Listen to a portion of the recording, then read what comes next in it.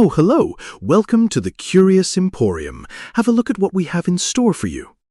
All right, let's get right into it. We're heading way back to 12th century England, a time of, civil war and widespread superstition, to unpack one of history's most fascinating and, frankly, weirdest mysteries, the story of the Green Children of Woolpit. It's a tale that just completely blurs the line between a real historical event and pure folklore. And believe me, it has been stumping people for almost 900 years. So, I want you to picture this. You're a harvester, you're out working in a field in Suffolk. The year is somewhere around 1150, during this really chaotic period in England that historians actually call the Anarchy. Life is hard, and people see omens everywhere. And then, near one of the deep pits dug to trap wolves, which is literally how the village of Woolpit got its name, you stumble upon something impossible. Two little kids, a boy and a girl, just wandering around, looking totally bewildered. And this is the absolute core of the mystery. They didn't look like any kids the villagers had ever seen. Their skin had this really distinct green tint to it, their clothes were made of some kind of strange, unfamiliar fabric, and they were speaking a language that nobody could understand at all. Now, this wasn't just some spooky story told around the fire. This was an event that was actually recorded by serious, respected writers of the time. So what's the actual story that was written down? How did these two kids go from being found lost in a field to becoming this incredible, enduring legend? Let's break down what happened in those first few days.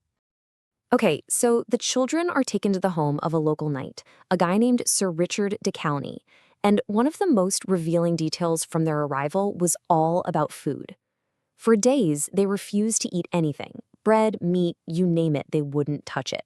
They were literally on the verge of starvation. But then, when someone showed them raw broad beans, they just devoured them. For months, that's all they would eat. Tragically, the boy, who was always the weaker of the two, got sick and passed away. But the girl, she survived. She was baptized, and as she started eating a more normal diet, her green skin actually faded to a normal color. And pretty soon, she started to learn English. And that's when she began to tell her unbelievable story. What a story, right? It sounds completely fantastic, but the question that people have been asking for centuries is this: did this actually happen? Or was it just a medieval fairy tale that somehow, for some reason, got written down as if it were fact? So here's the crucial thing. This story doesn't come from some old book of fairy tales. It was recorded as a historical event by two very well-respected chroniclers. William of Newburgh was a serious historian, a guy known for being skeptical. Get this, he was the one who dismissed the King Arthur legends as just fiction. And yet, he included this story, saying he was, and I quote, overwhelmed by the weight of so many and such competent witnesses. And even more amazing, Ralph of Coggeshall, who was writing a bit closer to Woolpit, claimed he heard the whole story straight from Sir Richard de Calne himself, the man who took the children in. But while the main parts of the story are the same, when you really dig into the two accounts, you start to see some interesting differences. William says it all happened during the chaotic reign of King Stephen, while Ralph's timing might suggest it was a little bit later. And their descriptions of the girl's personality, totally different. William says she grew up to be a normal married woman, but Ralph describes her as wanton and impudent. These little contradictions, they don't solve anything, they just make the mystery even deeper. Okay, so for every strange tale, there are always people looking for a logical explanation, right? If this really happened, there has to be some kind of real-world reason for the green skin and the weird language. So let's put on our detective hats and explore the down-to-earth explanations for this seemingly otherworldly event. Let's start with the most famous detail of all, the green skin. The most plausible scientific theory is a condition called hypochromic anemia, which in the Middle Ages was actually known as chlorosis, or the green sickness. It's caused by really severe malnutrition and a lack of iron, and it can literally give your skin a noticeable greenish tint. This just fits the story perfectly, doesn't it? The kids were starving, and as the girl's diet got better, the green color went away. Okay, so that explains the skin, but what about the language and where they came from? Well, this is where a really powerful historical theory comes into play. See, in the 12th century, a lot of Flemish immigrants had settled in England. After a huge battle at Fornham in 1173, these Flemish communities were violently persecuted.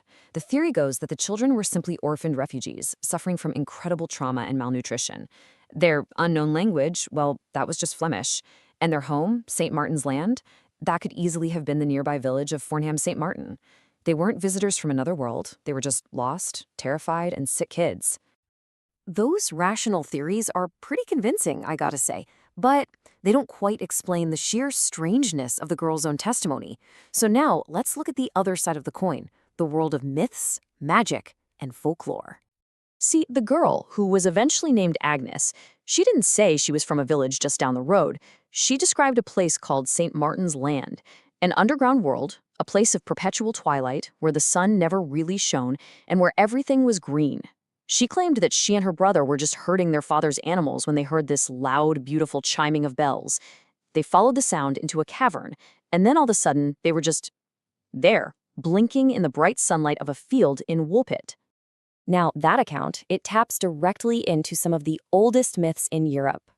The green skin immediately makes you think of stories about fairies and nature spirits like the Green Man. The idea of a world beneath our feet lines up perfectly with Hollow Earth legends. To someone in the Middle Ages, these children could have easily been seen as visitors from the Celtic otherworld, a magical place that's sometimes crossed over into our own. Of course, in modern times, these theories have gotten an update to include things like aliens or even beings from another dimension. And this table just lays it out perfectly. You've got this central conflict at the heart of the story. Every single bizarre element, where they came from, their green skin, their language, it all has two competing explanations, one totally rational and one completely fantastical. And depending on which path you choose, you end up with a totally different story. So at the end of the day, we have no definitive proof for either side. But what is absolutely undeniable is this story's incredible staying power. So why? Why, after almost 1,000 years, are we still talking about two lost children from Suffolk? Well, Agnes, the girl, she assimilated. She lived out her life in medieval England. She reportedly married a royal official, may have even had kids of her own, which of course led to all these whispers that her green blood entered the English family tree. To this day, the village of Woolpit still commemorates the story on its town sign. The mystery has inspired novels, operas, and tons of art, becoming this powerful symbol of the unknown, of how we react to outsiders, and of childhood innocence meeting a strange new world. Ultimately, it doesn't really matter if you believe the green children were Flemish orphans or fairy folk. Their story holds up a mirror to us. It reflects our own desire to find answers, our fear of what we don't understand, and that deep-seated sense of wonder about what might lie just beyond the world we can see. It's a mystery that challenges the very boundaries of history, science, and imagination. And that, right there, is why it will never, ever truly fade away.